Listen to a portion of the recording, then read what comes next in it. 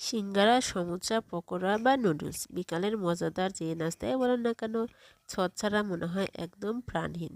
তাই তো আমি ঘরোয়া পদ্ধতিতে ছদ বানিয়ে নিলাম, চাইলে আপনারা পারবেন। হ্যালো এভরিওয়ান, আসসালামু আলাইকুম।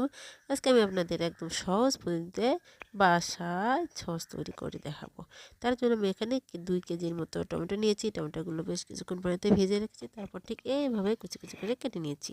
তারপরে কেটে রাখা টমেটোর মধ্যে দিয়ে দিয়েছি লাল টকটকে শুকনো মরিচ, বেশ খানিকটা গরম মশলা, তারপরে দিয়ে দিয়েছি পাকা তেঁতুল। তেঁতুলগুলো দেখতে কালো কালো, কারণ এর বেশ পুরাতন তেঁতুল। তারপরে দিয়ে দিয়েছি পরিমাণ মতো লবণ। এরপরে আমি এখানে দিয়ে দিয়েছি বেশ বড় পরিমাণে একটি পেঁয়াজ। ব্যাস, সবগুলো উপাদান আমি সুন্দর করে চুলায় জাল দিয়ে নিয়েছি। দেখুন, জাল দেওয়ার পর ঠিক এরকম হয়েছে। তারপরে আমি এগুলো আবার সুন্দর করে ব্লেন্ডার দিয়ে ব্লেন্ড করে নিয়েছি।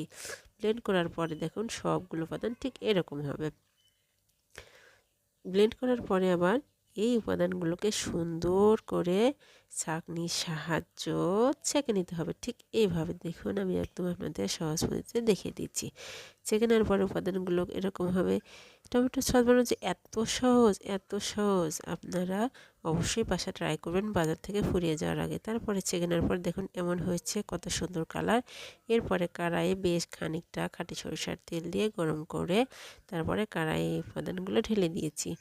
একদম মিডিয়াম আছে সুন্দর করে বেশ খানিকক্ষণ সময় ধরে এটা জাল দিতে হবে, এবং জাল দিয়ে দেখবেন যে অনেক সুন্দর হয়েছে।